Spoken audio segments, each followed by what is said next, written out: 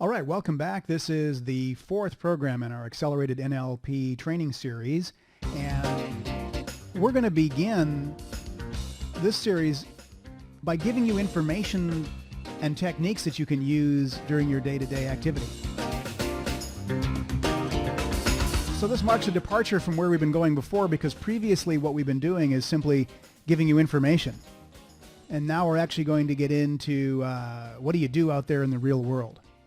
And I'd like to begin by talking about sensory acuity and about observing other people, so let's turn to page 15.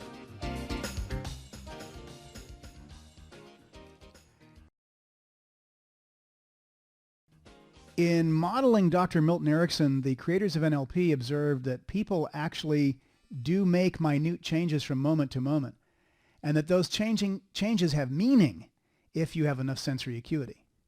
Now, what is sensory acuity? Actually, when they taped Erickson, and at one point he was saying, well, you know, I looked over at that woman, and they said, how did you know she was in trance? And he said, well, I observed that she was in trance because the beating of the pulse on her ankle slowed down. Now, he was about as far from her as I am from you. And yet all that distance, he could observe the change in the beating of the pulse in her ankle. Now, not a lot of people know this, but Erickson had polio, and he was bedridden at age 18. Actually, that was one of the things that they first began to wonder. They said, are we going to have to, have polio in order to be as good as Milton Erickson when they began to model him? But the fact is, of course, that we don't, fortunately. We don't have to have that, but we do have to have really good sensory acuity. Erickson learned how to walk by watching his baby sister learn how to walk. And he was already 18 when she began to walk. So Erickson had really, really great powers of observation. And he could see things that other people couldn't see. He had the great ability to observe and notice minute changes that people make from moment to moment. And so essentially in NLP, what we did is we sort of codified those. Now, there's a lot of different things that you can look at. There are a lot of different things that you can begin to look at. You can look at the entire body of the person, but let me give you some things, which, if you pay attention to those, will make a big difference in your ability to notice what's going on in other people. Now, some of the people listening may have a don't look to talk rule. And some of you may have a solid look to talk rule. Like, my mom always said, look me in the eyes when you're talking to me. And so it became impossible to break my eye contact. But the fact is, with NLP, we want you to look at every single bit of the other person. We want you to look at the person's body. We want you to look at their breathing. We want you to look at everything that's going on at the same time, so that you'll be able to have and be able to pick up that great sensory acuity, that what is going on with the other person at all times. The better your sensory acuity, the better you'll be able to see and notice if the information that you're giving to the other person is going in and is being received well. If you notice the information is being received well, that's perfect. You don't need to do anything, simply keep communicating. And if you notice that it isn't being received well, then what do? Of course, you change your behavior. You communicate a little bit differently. Now, who wouldn't like to communicate better? I mean, think about it for just a minute. Master communicators of all time have had the ability to notice things in the people they're communicating with and change their communication if it wasn't getting through. I remember one time I was talking to this guy and talking to this guy and talking to this guy, and I noticed all of a sudden that I really wasn't getting through. And I thought to myself, boy, I better change my behavior quickly. Remember our 5 principles for success, and one of them is to have enough sensory acuity to notice what's going on out there, to notice what's going on with the person that you're communicating with. So if you're sitting there and you're talking to someone and the communication isn't getting through, boy, oh boy, you got to change, and you've got to shift gears and move into another state. But how are you going to notice? So the process of observing other people on page 15 and sensory acuity is really the basis for everything we do in NLP. It's the observational basis for being able to know whether or not we're communicating in a way which will produce the kind of results we want to produce. I promise you, if you pay attention to this, it'll make you into a master communicator, whether you're working with groups or individuals, whether you're working one-on-one or with groups of people, and whether you're working in business or education or therapy. The ability to have sensory acuity has made a major difference in my life, to be able to look across at people and know, yes. I mean, in my own mind, yes, this person's getting it. He's really with me in terms of what I'm saying. Or to have another situation where you sit there and you're going, this person really isn't with me. I remember one time I was sitting across, I was actually trying to enroll a bank in our business consulting program that we did. And I was talking with her for about 45 minutes about meta programs, which are a master practitioner process. And I wanted to talk to her about using the meta programs in hiring. And how would you actually use this hiring? I was saying, well, it's very good. And I noticed after about 45 minutes, she wasn't really with anything that I was saying. And I stopped the whole presentation and I said to her, look, it occurs to me that you're really not with what I'm saying. So let me give you a demonstration. Well, that was the best thing I ever did. Because she said at that point, she said, you're right. I'm really not buying anything you're saying. By stopping and shifting gears and giving her a demonstration of how it worked, it really, really, really made a big difference. And all I did was pay attention to her skin color, her skin tonus, the breathing, the lower lip size, and the eyes, the pupil dilation, and the focus. All of that's on page 15. And what we noticed, of course, as Milton Erickson's most specifically was one of the great observers, that he could observe things in people that most people couldn't even see. And so we began to wonder, what is it that Erickson was doing? So in my opinion, these are the most important parts of sensory acuity, but the fact is you could observe in a person's entire body. You don't have to observe just these 5 things, observe everything. But pay attention mostly to these, and these will give you a lot of information. Now, before we actually get into these, let me talk about calibration. Calibration itself, and this is an NLP term, is the comparison of 2 different things. For example, if I were going to look at somebody be in a certain state, I could take a mental picture of that. If I was visual, I could take a mental picture of that and then hold that picture in my mind and compare what I'm seeing presently to that picture. Imagine for a moment that you had 2 pictures, one on the left and one on the right. The one on the right was a real-time picture, and the one on the left was a previous picture. You could look at the one on the previous picture and notice what the relationship was to the one you're looking at presently. And that's essentially what calibration is about, or sensory acuity. We look across at the other person and we compare the 2 pictures that we're seeing. One picture external, one picture internal, and we notice what's going on. Now, of course, this means in the first place, we're going to have to ask the person for a baseline. This is done by simply asking them, and one of the exercises that we'll do when you come to the practitioner training is we'll do the example, someone you like versus someone you dislike. Now, this is one of the exercises that we do at the NLP practitioner training, where we ask you to get in partnership with someone else and have them think about someone they like, first of all, and then you look at them and notice the skin color, the skin tonus, the breathing, the lower lip size, and the eyes, and anything else you can observe. And then we ask them to think about someone they dislike, and you notice the difference. And what most people are so surprised at is that they can actually see a difference far more easily than they thought. So here's what I'd like to suggest. If you're listening to these tapes at home, spend a couple of days just paying attention to people. Spend a couple of days just actually going out and looking at people and noticing for like one whole day, look at their skin color and notice that you can actually see the difference. One whole day, the skin tonus. So let's go through page 15 now and see exactly what we're looking at. And I'd like you to notice as you go through this that you have seen these in the past, that your unconscious mind certainly has registered these changes that people make, and that it certainly can remember them and begin to utilize them again. All right, let's see. So number 1, skin color, and that's a shift from light to dark. Now, a lot of people, when they do skin color work, they actually look for redness to light colored or to whiteness. But in fact, different people have different colors of skin, obviously. And so we'd like you to calibrate on the lightness to darkness. In fact, the best way to do that is to imagine that the person you're looking at is actually in a black and white photo. Imagine they're in a black and white photo. As you look across at them, notice that the picture gets darker or lighter. And that's going to be you're looking at the difference between those two, you'll notice that you can actually notice the difference between lightness and darkness. The next is skin tonus. Skin tonus means the tone of the muscles or the tension of the muscles, usually underneath the face. One of the things I think you can look for is the shine on the skin.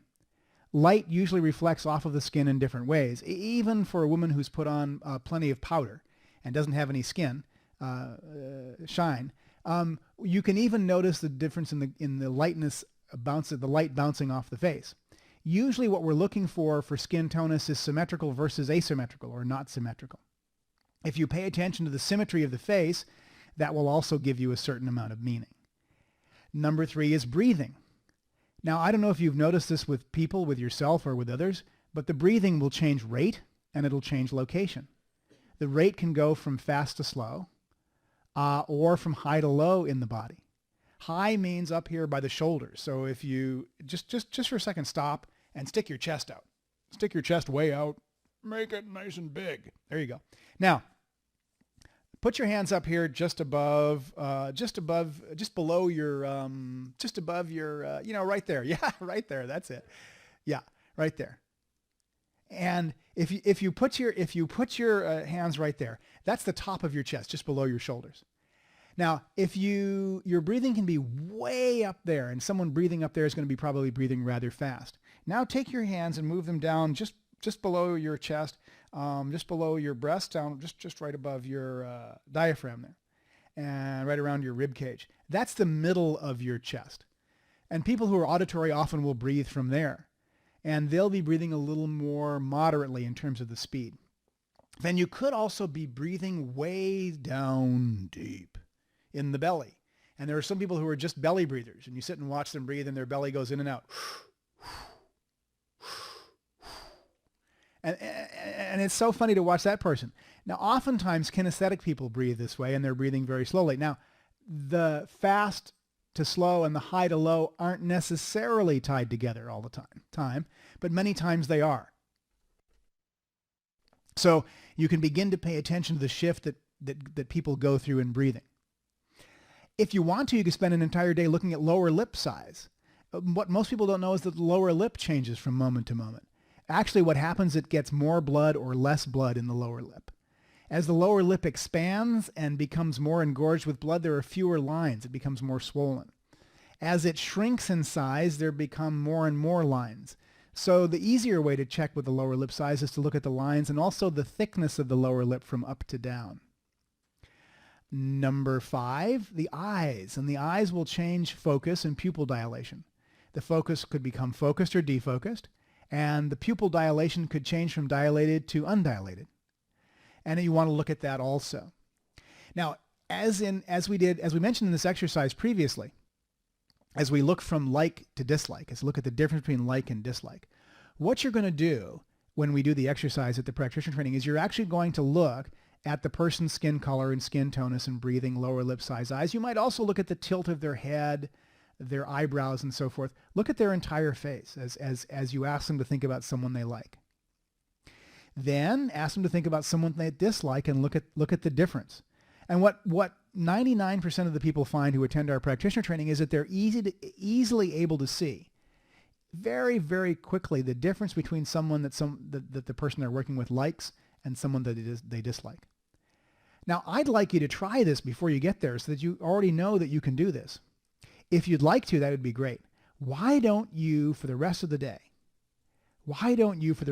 just go out and talk to some people and notice the differences in their skin color, their skin tonus, the breathing, the lower lip size, and their eyes, what they do with their eyes. And also notice what other things you can begin to notice. What'll happen is if you do, you'll actually be able to see things. You'll actually be able to see things that people had not seen before, or it'll seem like you're a magician in terms of being able to observe. And that's what Erickson could do, of course. Master communicators of all time have been able to observe people in this way. Master communicators like Milton Erickson, as I said, even though he noticed the pulse on the woman's leg so clearly, it still took him some time to practice, and he practiced while watching his baby sister learn how to walk, of course. So here's what I'd like you to do. I'd like you to go out and practice this in the next couple of days. Get a real familiarity with watching people's skin color and skin tonus, watching the shift that occurs with their skin color and skin tonus, watching the shift in breathing and the lower lip size as it changes. Watch their eyes and watch the other things that you can notice about their body, and really, really become a master of observing other people. If you do, you'll become a master communicator. And as you do that, what you'll find is that you've got more and more joy, not only fun in communicating, because you can actually see what kind of results you're producing, but in addition, you'll be able to look across at the other person and know the results and be able to improve your results. It's just like getting up to bat, in baseball. If you get up to bat enough times, you're bound to get a hit eventually. Okay, let's move on and look at rapport now, and let's turn to page 16. And one of the major things that master communicators have had for a very, very long time is the ability to get into rapport with their audience. Whether you're communicating one-on-one or with groups of people, and whether you're communicating in business or education or therapy, rapport is a very, very important process. Now, in hypnosis, rapport means that state where the subject in hypnosis accepts suggestions uncritically, which are given to him by the hypnotherapist. But NLP talks more about rapport as a process. And rapport as a process really was not talked about much before NLP. In fact, this is one of the great offerings that NLP has given to the world, is how do you actually establish that state? How do you actually get into that state where your communication is uncritically accepted by the people to whom you're communicating? That's really important. In essence, it's an almost magical state where the subject actually listens to you very carefully at the unconscious level. And I think one of the major gifts that NLP has given us is in denominalizing the process of rapport. That is, denominalizing means taking it from a word which is a nominalization. That's a noun, a process word that's a noun, but is actually refers to a process. And turning it back into a series of steps of how do you gain rapport. So this segment is about how you gain rapport with other people. How do you set up a condition when you're communicating with someone wherein you're communicating directly with their unconscious mind?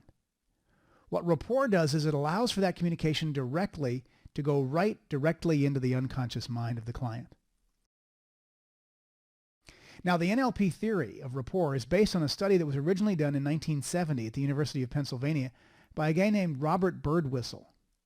And the name of the study was Kinesics and Communication.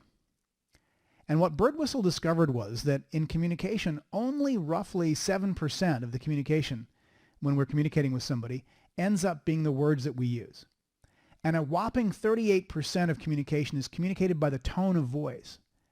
And an even greater 55% of communication is communicated by the physiology.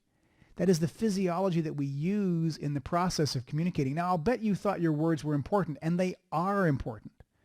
Words are important. In fact, that's how we tell people, that's how we ask people to do something. But the fact is that a lot more, actually 93% of what we communicate is unconscious and communicated unconsciously to the unconscious mind. Now, obviously, the Birdwhistle study was probably somewhat biased because he began looking at kinesics and communication, so he was looking at physiology anyway. But the fact is that what that really means is that a lot of what we're communicating is communicated unconsciously to the client. And so if we're communicating unconsciously to the client, we want to consciously use that unconscious communication. We want to consciously use that unconscious communication. So let's see. How do you begin to consciously establish rapport with someone at the unconscious level? How do you begin to establish communication with the client's unconscious mind? And that's the key for rapport. How do you begin establishing communication with the unconscious mind? And the way you do is you become like them. It's a known fact that when people are like each other, they like each other. So rapport is a process of responsiveness. It's a process where we get into communication with someone and we find common things. Usually when people get together, they go, well, where did you go to school? And if they find, oh, they went to the same school, then they're buddies. Or where'd you go to the university? Well, I went to this university. Or where did you grow up? Or, did you have your teeth straightened? Have you colored your hair? How tall are you? What kind of problems have you had? And usually then they find common ground. They find a common ground consciously when people are attempting to establish rapport with each other. But NLP, the rapport in NLP is more about establishing an unconscious common ground. It's, for example, when you match and mirror someone, what happens is you're doing it outside of the client's awareness, and you're establishing a common ground where the unconscious mind can begin to look across at you and say, this person is just like me. And so we'll either match the client or we'll mirror them in NLP to establish rapport. Now, there's a difference between matching and mirroring, and let me explain to you what they are. So, assuming you're in a place where you can actually do this safely, why don't you raise your right hand? Just go ahead and raise your right hand as if you're raising your hand to ask a question. Okay, did you do that? Okay, good. Now, I'm going to raise my left hand. If you raise your right hand, notice it looks as if you're looking in a mirror. And that's called mirroring. So I would actually act as though I were mirroring you back to you. Now, if you raise your right hand and I raise my right hand, I'm actually matching you. That looks like less of a mirror, but yet I'm still doing the same thing that you are, and that's called matching in NLP. Now, the first thing you got to say to yourself is, oh no, I couldn't possibly do that because I'll get caught. But you won't get caught, I promise you, unless you're too overt about it. The best rapport occurs at the unconscious level. The best rapport occurs outside of the client's conscious awareness. So whenever you're doing processes that will lead you to rapport, whenever you're matching or mirroring, make sure that the matching or mirroring that you do is subtle, that it's outside of the client's awareness. For example, if I'm talking and I'm gesturing with my hands with big, expansive gestures, hey, how's it going? And I'm moving my hands in a certain way with expansive gestures, then your gestures should be expansive, but not while I'm doing my gestures. You would use your gestures when it's time for you to talk. I've only actually had one person since I've been doing rapport, and that was very early on in my NLP days. I've actually only had one person since I've been doing rapport actually call me on matching or mirroring them. And this person said, hey, it was actually, as I remember, it was a chiropractor on Long Island, and he had actually taken an NLP training. So I was coming in to talk to him, and we were talking to him about business consulting. And I sat down and began matching and mirroring him. And when I did, he looked at me and he said, you're matching and mirroring me. I know what you're doing. And so I laughed and I said, oh, am I? And then I shifted positions, so I wasn't in the same position he was. But I must have already had rapport with him, because after a few minutes, he shifted into the state. He shifted into that same, the sitting the same way I was, the same tilt of the head, etc. And he was matching and mirroring me. And I looked at him and I said, see, you're doing it again. And then he said, oh no, and he never mentioned it again. So the fact is that matching and mirroring needs to be subtle.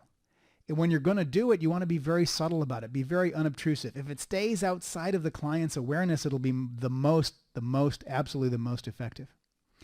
Now, I remember one time I was staying in Anchorage, Alaska, and I really, really needed rapport, but I didn't know it till this happened. I had checked into this hotel, and I'd let my office, we were doing business consulting in Anchorage for a while, and I had checked into this hotel, and I have to admit that this was not the kind of hotel that I would normally stay in. In fact, I got up to my room, and it smelled like old cigarettes, and there was a shag carpet on the floor, and you know how long it's been since anybody had a shag carpet anywhere in their house, and the shag carpet was ripped, and the chairs were ripped, and I was going, oh no. Here I am, I'm going to talk to my clients, and I'm going to talk to them about prosperity, and I'm staying in this motel that's just awful. And I thought, well, this just won't work for me. So I grabbed my suitcase, I went back to the front desk, and I said, look, I really can't stay here, but thanks a lot. Gave them their key back and hopped in my car, and I didn't have a reservation. And it was really the busy season in Anchorage, and I didn't have a reservation, and I drove to the north. And I came to the next motel I came to, and I drove into the motel, and I got out of the car, and I walked up to the front desk, and I said, boy, I'm in trouble. If I ever needed rapport, because I knew that all the major hotels were like totally booked, and the place was really packed, and I knew that I was in big trouble. So I walked up to the clerk at the front desk, and I as I walked up to the clerk at the front desk, she was bending down, had her hands on the front desk, and I matched and mirrored her with my physiology, and I talked the way I assumed she would talk, and actually did a pretty good job of approximating what her voice was, because and I mirrored her posture. And as she looked up, I noticed that we went into rapport immediately. How did I notice that? I noticed that because I was paying attention to the skin color, the skin tonus, the breathing, the lower lip size, and the eyes, the pupil focus and dilation. So as I looked up, I noticed we went into rapport almost immediately. And I said to her, I'm in big trouble. I really need a room. And she said, we're really booked up. She said, but I'm going to go back and ask the manager what I can do to find you a room. So I waited and I waited and I waited, and finally she came back and she said, "I found you a room, Dr. James. It's in this part of the hotel, and we're so happy to have you there." And I checked into a really nice hotel. The fact is that Rapport is marvelous. It's just really a wonderful thing to know. It's great to use when you need it. It's also great to use when you simply want to get your message across and be able to communicate to people. It's something which I'm really pleased that I know. And if you use it on a regular basis, you certainly will find that your communication will improve and you'll be able to communicate virtually with anyone. If you're in selling, rapport is the end of the turnover. You know, turnover essentially happens when we can't establish rapport sufficiently with a client that we're working with. In therapy, what it means is that your clients will uncritically accept the suggestions you give them. So this is something I think that's really good to do. So I think that in the next few days and weeks, you should practice rapport, hopefully even until you come to the training. I would practice matching and mirroring people so that I know, or so that I knew when I was getting into rapport with them and when I wasn't. Using your sensory acuity that you've already practiced, I hope, and using now your new rapport skills, I want you to practice so that you can establish rapport with anyone as quickly as you possibly can. So let's look and see what we're going to match or mirror. And you don't have to do all of this. You only have to do some of it or enough of it to get into rapport with. So the first thing I do is when I sit down next to someone, I'm going to sit down, I'm going to adopt their physiology slowly as I sit down. But by the time I'm fully sitting down, I'll probably be sitting the same way they are. What am I adopting? I'm adopting their posture. Are they leaning to the left or the right with their back? If they're sitting in a chair, is their buttocks all the way back toward the back of the chair, or is it out toward the front edge of the chair? Are they leaning backwards in the chair, or are they sitting up rather straight? What does the spine look like? Is the spine upright and straight? Does it lean to the left or to the right? I'm going to adopt their gestures. I'm going to match their gestures. Not all the time. Like if they're speaking, I'm not going to be doing gestures at the same time they are. But when it's my turn to speak, I'll be gesturing. I could even adopt their facial expression, the tilt of their head, their breathing, and their blinking. I could adopt all of those. I could use the same facial expressions. I could even blink synchronized with them. I could even blink essentially at the same time. And it's such a powerful thing to match a person's breathing. It's such a powerful thing to match someone else's breathing, to get their breathing in the same time so that when they breathe in, you breathe in. Now here's a tip. When a person's speaking, they're breathing out. So while they're speaking, you're going to be breathing out. Then when they stop to take a breath, then you can breathe in at the same time. So that's matching physiology.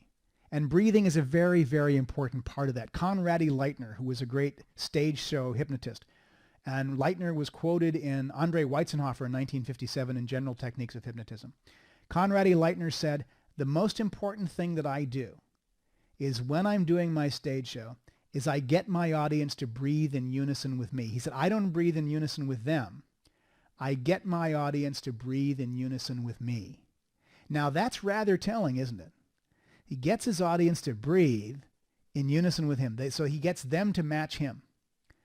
And what he did was he used to raise his arms above his head. He'd say, "Okay, audience, take a deep breath in." And he'd go, and as he took his deep breath in, he'd raise his hands above his head till they were fully extended when the audience breathed all the way in. And then as they breathed out, he would lower his arms.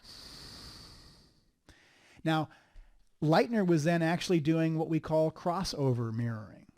Now, crossover mirroring means, although he was breathing at the same time too, but crossover mirroring means that you're actually mirroring something that someone else is doing with a different part of your body. So by raising his arms above, from below his waist to above the top of his head as the audience was breathing in, he's using a different part of his body to mirror the clients, or the audience in this case, to mirror them. I remember one time I was working with a 9-year-old boy this was the skateboarder actually, and he had this thing where he was sitting there with his foot. Let me see if I can approximate what he was doing with his foot. Can you hear that? He was sitting there with his foot like this, going boom, boom, boom, boom, boom.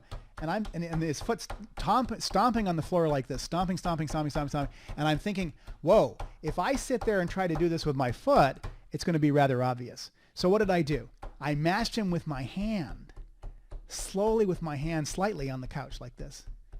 just a hand going up and down, up and down, up and down. And I'm just the finger going up and down. Then I finally got rapport, and then I slowed it down, and slowed it down, and then I stopped.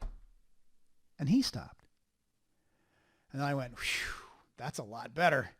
So if someone is producing a behavior that's really overt, like a child, and you really want to slow them down a little bit, get into rapport with them and then slow it down kinesthetically till it gets slower and slower, and then eventually it stops.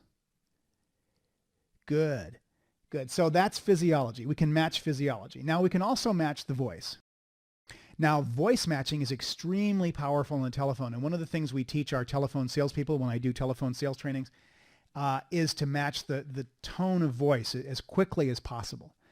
Now, what are we going to match? We're going to match the pitch of the voice, the tone. Now, oftentimes, if you have a woman talking to a man or a man talking to a woman, you're not going to get exactly the same tonality. But here's my suggestion. My suggestion is if you're a woman and you're talking to a man, if the man is talking in the high range of tonality for a man, like up here, he's talking way up here and you're talking way up there, then you would raise your voice slightly until you got right up to the high pitch for a woman. And if the man's talking in terms of a low pitch for a man or low tone for a man, then the woman would drop her tone into the low range for a woman. Obviously, it's not very good. If you're sounding like Mickey Mouse and you're talking to someone, that's going to be really in consciousness. So the thing is to shift your tonality so that it's in the high range for a man or a woman if you're talking to someone of the opposite sex. If you're talking to someone of the same sex, then you can match the tone, the tonality, by simply being in the same range as they are. So you can match the pitch. You can also match the tempo. You pick up the phone sometimes, and some people, you go like this. They go, hello. And you go, whoa, this person's going really, really slow. And so you just take a deep breath and you slow way down and you go, hello. If you match the tempo that the person's speaking, whether they're speaking really, and some people, you call people from the East Coast, you've been really relaxed, you call somebody on the East Coast, they go, hello, how you doing? Hey, what's going on? How's it going? And you're talking really fast like that. You can match the speed. You can pick up your speed and match the speed that way. Now, the timbre is the quality of the voice. Some voices are very, very clear and crisp and sharp. Other voices are very, very raspy, and you can talk in a raspy voice if you want to. So there's the timbre of the voice. And then there's the loudness. And some people talk really loud on the phone. They go, hello. And some people talk really quietly. They go like this. They go like this. Hello. How's it going? And so you can match the loudness of the voice as you're talking to the person. This is really, really effective in telephone sales, to match the voice as you come right into the phone call right the very first time, just to totally match the voice. Or you can match the voice when you're with someone in person. The neat thing about voice is that it's one of the underrepresented representational systems in our world today. I think auditory was more highly represented previously when there were more storytellers, more bards, more poets, more singers singing songs. Today, of course, I think we're watching more TV and more movies, and so visual is more highly represented than auditory. So that makes it very good, because auditory is usually outside of people's awareness, and you can match their auditory tonality, tempo, timbre, and volume, and gain rather rapid rapport by doing that. Okay, next is the words. What words? Well, first of all, you can match their predicates, and we're going to talk about predicates shortly. You can match their keywords. One time we were in, where were we? We were in Orange County in California, and we were talking to a company called California Shutters. And I was doing a business consulting enrollment for one of our offices in Orange County. And we were talking to this fellow, and he said something really, really, which was unusual and quite interesting. About, I would say, a half an hour into the interview. And he said this, he said, a consulting relationship, if I'm going to get into a consulting relationship, it needs to be valid in and of itself. And the words were unusual, so I kind of wrote them down he went on and he talked for another half hour and told me what he needed and what he wanted. And then again, he mentioned the words valid in and of itself. And so when he said to me, so what can you do for me? I said, well, first of all, I said, I really want you to understand that any consulting relationship that you enter into needs to be valid in and of itself. And he went, yes, and slammed his hand on the table. And he said, yes, this is exactly what I've been looking for. So by listening carefully to a person's key words, that's very important to pay attention to. And if you find some key words that are particularly idiosyncratic, which means specific to the person who's using them, or if you find some key words that are out of the ordinary, by all means, utilize those as quickly as you can. Utilize them, give them 5 minutes or so, and then feed them back to the person. Okay, the next thing is common experiences and associations. And of course, this is what most people look for when they get into attempt to get into rapport with people. Did you go to the same school? Did you come from the same part of the country? Where did you go to high school? So forth and so on. Those are the kind of things that people usually use in establishing rapport. And of course, they're valuable because we know that they do work. And then finally, content chunks. And that means, how do people group their words? Some people group their words in very short blocks. And so when they talk, they actually have only very short groups of words the way that they talk, and then they pause in between each one so that each word is separated and it goes on and it begins to get into a certain rhythm, and you can feel that rhythm. So if you match that rhythm, and of course I'm exaggerating that a little bit, but if you match that rhythm of content chunks, or the way they chunk their words or the way they group their words together, if you find something that's unusual or something you can notice, then that's how I would do it. Good. So that's rapport. And rapport is so very valuable. And it's something that's absolutely marvelous in terms of producing results, because it will allow you to begin to get into greater communication with people. It will allow you to be able to communicate your ideas regardless of content. And I think that's important, to be able to communicate to someone regardless of content in a way that your message will be heard. It'll get through. Now, the next best thing to do is to begin to practice this. And I think probably you ought to practice this. If you're listening to this series with a partner, then perhaps you could do an exercise. If not, perhaps you could grab someone to do an exercise with you and begin to match and mirror them.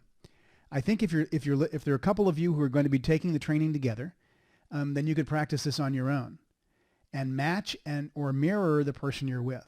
Now, when you're doing that, you're paying attention to posture, noticing especially the spine, the gestures, the facial expressions, the blinking and the breathing. You can match their voice tonality exactly when you ask or when you're talking to them or when they're talking to you. And you can actually pay attention to all of that and match and mirror that. If they're doing the talking, of course, it's a lot easier than if you're doing the talking. I'd like you to practice this sometime during the next couple of days. If you would, hopefully you've already practiced the sensory acuity so you can actually see what's going on with a person and notice what's happening with them as you're talking to them. And I'd like you to be cognizant of paying attention to matching and mirroring now. Begin to match or mirror your partner. Pick someone. You could even do it in business. You could match or mirror someone and get into rapport with them. Now, here's what's going to happen. And these are not in your notes. You may want to write these down on page 16. This is how you use this. This is exactly what makes this work. These are 4 indicators of rapport, and these are not traditional NLP, but there's something that I've noticed that goes on. So here's what happens. The first indicator of rapport for the practitioner, that's you, is a feeling of warmth inside yourself. So the minute you sit down and you match or mirror someone, you may notice a feeling. It's usually around the center of the body, the midline of the body from up to down. It could be a feeling of nervousness or butterflies in the stomach, but some sort of feeling inside yourself. The second indicator of rapport is a color change, usually that will start from the neck up, and you'll begin then to see it in the client's face or coloring. You may begin to see a blush even. You may feel it in yourself first and then see it in the other person. If you don't feel it in yourself and see it in them first, that's fine. And that happens within about a minute following the first indicator of rapport. So the first one is you'll feel sort of a feeling inside yourself, the warmth or something around the midline. And then a color change occurs in you and then them. And then the third indicator of rapport, and this is an optional indicator, is where the client usually says something like, I feel I've known you before. Or they might say, are you a Leo? Or they might say, I feel like I've known you in a past life. This is a common statement for people who've just gotten into rapport with each other. It's that sort of at-home feeling, that feeling of being at one with the other person. And as I said, this may or may not happen. Sometimes some people don't say anything. But the fourth indicator of rapport is what's commonly taught in NLP as what happens after pacing. Pacing is matching and mirroring someone. And then what happens after that is leading. And leading means that you'll shift position and then they will follow you into the new position. If a client's in rapport, they'll feel like they have to shift position when you do. So if you've actually gotten the other three indicators of rapport, for example, and let's say your left leg was crossed over your right leg, if you were to switch and cross the other leg over, theoretically, if the client was in the same position as you are, they would feel a desire to shift themselves and would actually shift in the chair right after you did. So from now on, what I'd like to suggest is when you're working with people in your career or when you're doing NLP with a client or in business consulting or education, that you actually get into rapport with the person you're working with. For purposes of learning rapport, it's easier to do it on a regular basis. And even if you do it unconsciously already, if you bring it back into consciousness for the purpose of learning it now, what'll happen is you'll get better at it. You may or may not be comfortable as you do this. Of course, I'm going to suggest that you be comfortable, but a lot of times early on when someone's learning rapport, it can feel like it's a little contrived, or it may feel like, gee, are they going to find me out? This is not unusual. This may happen. If you feel like this inside, I don't mean they may find you out. I mean, it may happen that you feel this way. But if you're very subtle about it, and of course, NLP rapport is based on your being subtle. It's based on you not bringing the awareness of rapport into their consciousness, which means you do have to be quite subtle at it. But even if you practice it on a regular basis, what will happen is you'll get very, very good at it. And you can match somebody very quickly. You can do it unobtrusively. If I were to have a goal for you, my goal would be you could walk into an office, if you're using it in business, and literally sit down next to someone and unobtrusively gain rapport with them in a matter of moments. Just walk in, sit down, assume the same position, assume the same head tilt, posture, etc. And in a matter of moments, you'd be in instantaneous rapport with someone. It doesn't have to be real obvious, but when we're all done, you'll be sitting the same way as the other person is. And what I'd like you to do is do enough of these so that you can get the feeling inside yourself, that you can get the color change in the other person, and then you can be leading them. And when the leading occurs, you can shift, and then they'll follow you, and they'll stay in rapport with you, and they'll be in rapport with you for a long, long time. Oh, you know the story of the clerk that I met? I mentioned the story of the clerk that I met in Anchorage. 2 days, this is so funny, 2 days later, she told a guy what a wonderful person I was. She said, oh yeah, Tad James is a great guy. And she and I had only talked for about 10 minutes. And that's simply the use of rapport.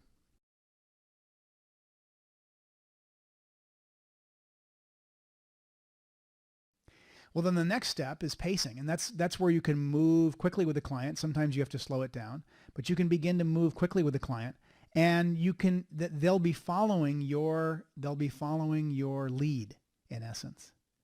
Now, I still believe in rapport. Some NLP trainers no longer teach rapport, but I really strongly believe in rapport. I, however, believe rapport should be used sparingly, and here's where you should use it sparingly. I think it's inappropriate for you to match and mirror clients who are agitated, or clients who are depressed, or clients who have clinical problems, including physiological symptomology, or if a client's in a state which is inappropriate for you to be in. And if that's the case, you should use crossover mirroring. And crossover mirroring is where you mirror a portion of the person's overt physiology with another portion of your own physiology. Now, Erickson did this all the time. Erickson was crippled, and he had polio, and so he couldn't match a person totally. But I saw a tape of him once crossover mirroring a client by matching the client's breathing with his finger. So you can always do that. You can always mirror a client by doing crossover mirroring if you have to. And I think it is inappropriate for you to be in rapport with someone who's not really in great shape, physiologically or psychologically. I think also you should do rapport. The best time to do rapport, of course, is when it's a win-win situation. And I think you should keep in mind that it should be a win-win situation each time you do rapport. That each time you do rapport, you want to make sure that it's used for a positive intent on your part and a positive intent for the other person. I'm opposed to manipulation of any kind, and I think rapport should be used always in a win-win situation. The difference between manipulation and non-manipulation, in my opinion, is your intent. I think it has a lot to do with intention. My point of view is that if your intention is positive for the client, And if you have the client's highest ecology in mind, if you have the highest ecology in mind, and then it's not possible to manipulate them. And actually, in fact, rapport actually brings it into a win-win situation. Actually, the fact is, when you get into rapport with someone else, they get into rapport with you, and I think actually that would be the best way to proceed. It's especially useful in business because, quite frankly, when you're in rapport with someone else, they're in rapport with you. It's impossible for each person then to get into a situation where there's one-upmanship. So I like rapport from that point of view. It really brings it home and really puts it on a really good level. Okay, so here's what we're going to look at next. Next, we're going to move on and we're going to look at representational systems. But before we actually move on and look at representational systems, what I'd like you to do is I'd like you to take the representational system preference test. Now, in order to do that, let's see, what page is that on? You're going to have to turn to page 17. So would you please, just for a moment, go ahead and turn to page 17 in your notebook. Go ahead and turn to page 17 in your notebook. There you go. Page 17 in your notebook. Yep. And if you notice, it says here, representational system preference test. And I'd like you to, it says here, use the following system to indicate your preferences. Number 4 is the closest to describing you. Number 3 is the next best description. Number 2 is the next best. And number 1 is the least descriptive of you. So if you fill in that on page 17, and then you transfer your answers over to page 18, you should get a pretty clear idea of whether you're visual or auditory or kinesthetic. That's useful before we go on and talk about predicates and representational systems. So if you're listening to this program, why don't you do that before you actually move on to the next program? So just go ahead and take a moment to fill out the representational system preference test before you move on to the next program in this series. And this is the end of number 4. Come back and join us for number 5, why don't you?